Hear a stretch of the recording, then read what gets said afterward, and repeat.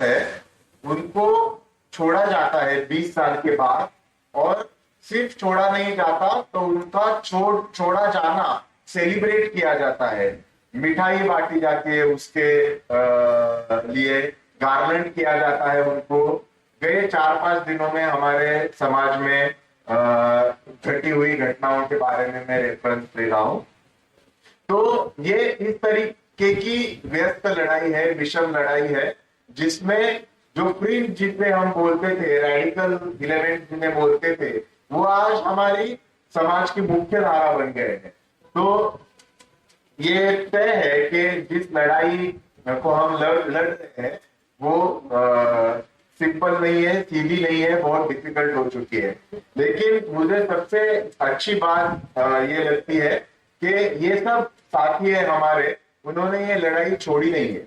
जो लोगों ने डॉक्टर नरेंद्र दाभोलकर की हत्या की थी, उसकी एक इमीडिएट वजह थी महाराष्ट्र में जो एंटी ब्लैक मैजिक एक्ट, जो अभी आप तेलंगाना में तेलंगाना स्टेट में लाने के बारे में डिमांड कर रहे हो, वो पारित होने वाला था महाराष्ट्र में।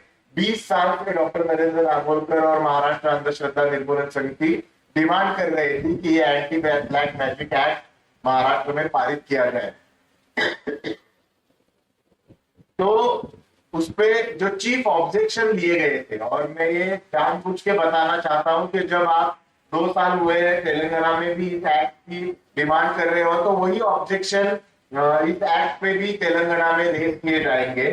जो आज 9 साल वो एक्ट पास होने के बाद महाराष्ट्र में, ये सब लोगों को पता चला है कि इसमें से एक भी ऑब्जेक्शन सच नहीं था, सब फेक थे, सब प्रोपागेंडा था। सबसे पहला ऑब्जेक्शन क्या था? ये सिर्फ हिंदू धर्मों के अंधश्रद्धा के खिलाफ कानून बनाया गया है। तो आप सब लोगों को पता है, यहाँ जस्टिस मैडम बैठी थी, कि हमारे देश में कॉन्स्टिट्यूशन जब है तो एक स्पेसिफिक कम्युनिटी को, एक रिलीजन को टारगेट करने वाला कानून हम बना नहीं सकते। फॉर्चुनेटली क्या हुआ, जब महाराष्ट्र में एंटी ब्लैक मैजिक एक्ट पास किया गया, पहला जो केस था नांदेड़ जिले में रजिस्टर किया गया, वो एक मुस्लिम बाबा के खिलाफ था। और गए 9 सालों में 1000 से भी ज्यादा केसेस महाराष्ट्र में इस एंटी ब्लैक मैजिक एक्ट के तहत रजिस्टर किए गए हैं। और सबसे इंपॉर्टेंट मुद्दा उसमें यह है कि ये पुलिस ने, जैसे महेश भागवत सर जैसे प्रोएक्टिव ऑफिसर्स बहुत कम रहते हैं, तो ये केसेस पुलिस ने रजिस्टर नहीं किए। ये केसेस है वो समाज के, जो आप जैसे लोग हैं, एमएनएस के वॉलंटियर्स है, उन्होंने रजिस्टर किए। तो इसका मतलब ये है कि समाज में धीरे धीरे फिर भी बदलाव आ रहा है। ये तेलंगाना के लिए, बाकी के राज्यों के लिए क्यों इंपॉर्टेंट है ये कायदा, ये एक्ट? इसमें क्या बताया गया है? बहुत सी सिंपल सी बात है। जो रैशनलिस्ट मूवमेंट में, एथिस्ट मूवमेंट में, साइंस टेम्परामेंट स्प्रेड करने के मूवमेंट में काम करने वाले जो लोग होते हैं, जैसे महाराष्ट्र अंधश्रद्धा एमएनएस निर्मूलन समिति थी, जब हम किसी बाबा या बुआ या पास्टर को पकड़ने जाते हैं कि वो अनसाइंटिफिक क्लेम कर रहा है, लोगों को फंसा रहा है, एक्सप्लॉयटेशन कर रहा है, तो सबसे पहला डिफेंस उसके बारे में किया जाता है कि ये हमारे धर्म का पार्ट है, आप हमारे धर्म के पार्ट में इंटरफेयर नहीं कर सकते। तो ये जो एक्ट है, जो भारत में या पूरी दुनिया में पहला इतना कॉम्प्रिहेंसिव एक्ट है कि जिसमें हमने ये लाइन ड्रॉ की है कि किसी को ह्यूमन सैक्रिफाइस देना, ये किसी के धर्म की बात नहीं हो सकती। किसी को डाकिन बता के उसे सोशली बॉयकॉट करना, वो धर्म की बात नहीं हो सकती। मेरे पास कोई सुपर नेचुरल पावर है, ऐसा दावा करके लोगों को मैं आपकी बीमारी ठीक कर देता हूं या कर देती हूं, ऐसा दावा करना, ये धर्म की बात नहीं हो सकती, ये एक्सप्लॉयटेशन है।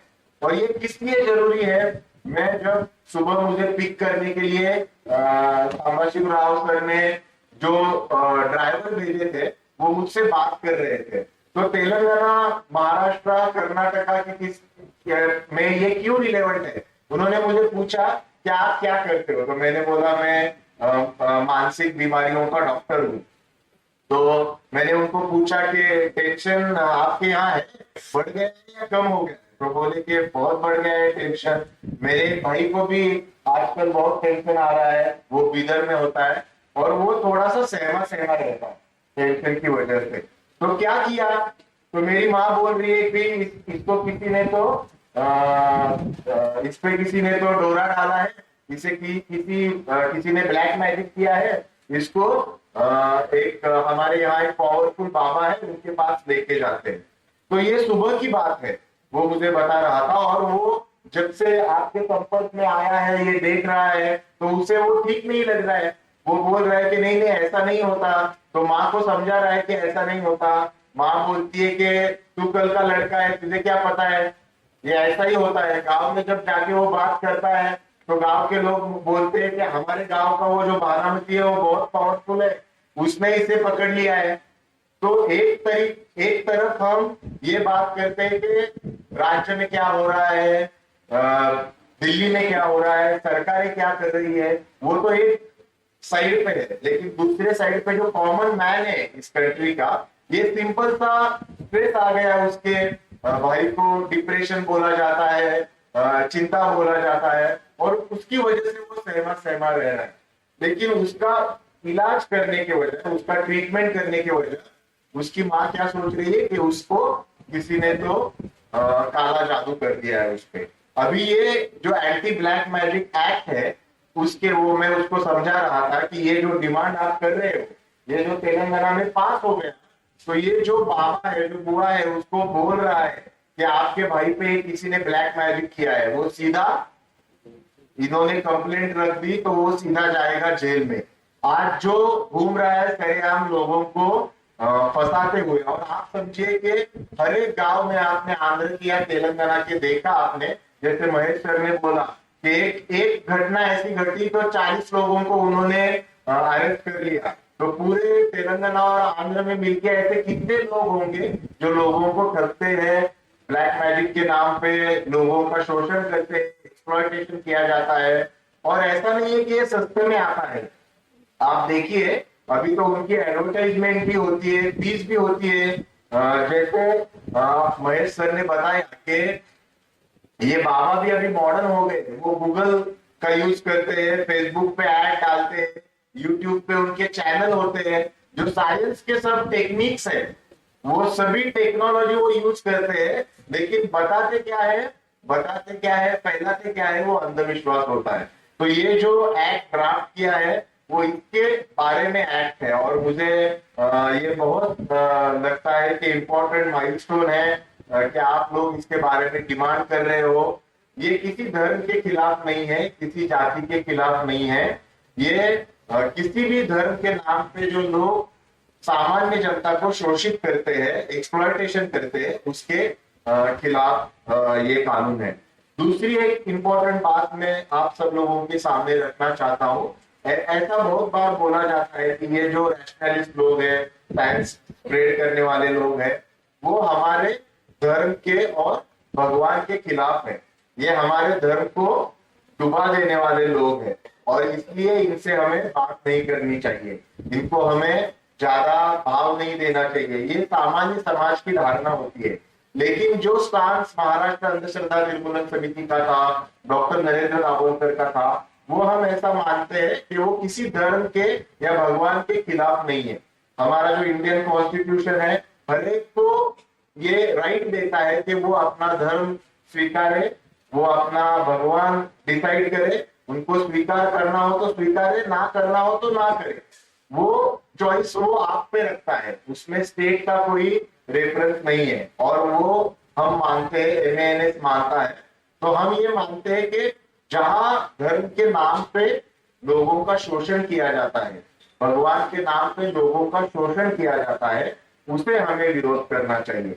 जैसे हमारे महाराष्ट्र में एक संत परंपरा है, बहुत सारे संत मैंने देखा, मुझे बहुत अच्छा लगा कि हैदराबाद में आप जहाँ ये प्रोग्राम हो रहा है वहां महात्मा फुले का पोस्टर लगा है, सावित्रीबाई फुले का पोस्टर लगा है, बाबा साहेब अम्बेडकर का पोस्टर लगा है। तो ये सभी महाराष्ट्र के सोशल रिफॉर्मर्स थे, और ये जो सोशल रिफॉर्मर्स थे उनकी जो प्रेरणा थी, उनको जो चेतना मिली थी, वो महाराष्ट्र के संत जैसे ज्ञानदेव, आपने नाम सुना होगा, तुकाराम जैसे संतों से इन्हें प्रेरणा मिली थी। और वो क्या बोलते थे कि मेरा जो धर्म है वो क्या है कि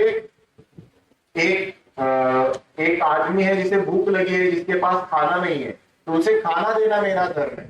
एक आदमी है जिसके पास घर नहीं है, कपड़े नहीं है, तो उसे कपड़े देना या घर रहने के लिए जगह देना मेरा धर्म है। किसी को प्यास लगी है तो उसे पानी देना मेरा धर्म है। तो जो ह्यूमैनिज्म की बात चलती है, तो कोई ऐसे बोल रहा है कि मेरा धर्म ह्यूमैनिज्म में है, सामान्य लोगों की सेवा करना, जिनके पास कुछ नहीं है उनकी सेवा करना, ये मेरा धर्म है।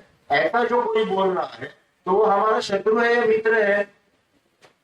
तो वो हमारा मित्र है, क्योंकि वो मानवता की बात कर रहा है। लेकिन कोई बाबा ऐसे बोल रहा है कि जब आपको बच्चा नहीं हो रहा है तो आप मैं पिछले जन्म में कृष्ण था और पिछले जन्म में आप गोपी थी, तो आपको जो बच्चा नहीं हो रहा है तो थोड़ा टाइम हम लोगों ने साथ में बिताना चाहिए।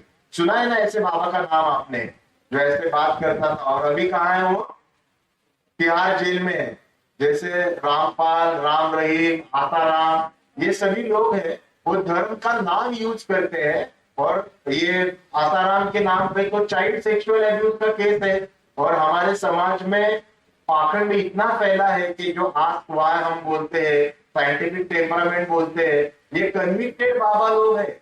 लेकिन अभी भी गुरु पूर्णिमा के दिन तिहाड़ जेल के बाहर लोगों की लाइन लगती है, उसका दर्शन हो, इसके बारे में। तो ये जो हमारे समाज में शर्तों से चली आई हुई परंपरा है कि किसी चीज को क्वेश्चन नहीं करना है, किसी चीज को प्रश्न नहीं उठाना है। तो ये जो आप सब लोग काम कर रहे हैं, तेलंगाना साइंस विज्ञान फोरम है, मानव विकास वेदिका है, तो ये सभी संगठन काम कर रहे हैं, गाँव गाँव में जा रहे हैं, बच्चों के साथ बात कर रहे हैं और यही उनको बता रहे हैं कि क्वेश्चन करना जरूरी है। किसी ने बताया है, मेरे माँ ने बताया है, पिताजी ने बताया है, टीचर ने बताया है, या किसी धर्म ग्रंथ में लिखा है, इसलिए हम वो बिलीव नहीं करते। मुझे सामाशिव राव सर ने बोला, मैंने उनको पूछा कि आपको किसने इसके बारे में बताया, ये रैशनल मूवमेंट के बारे में आपको किसी ने बताया, साइंटिफिक टेम्परामेंट आपको किसने बताया? तो उन्होंने मुझे कहा कि मैं जब स्कूल में जाता था तो जो मेरे टीचर थे उन्होंने मुझे ये दृष्टिकोण दिया, वो इस मूवमेंट से आते थे। तो मुझे ये अच्छा लग रहा है कि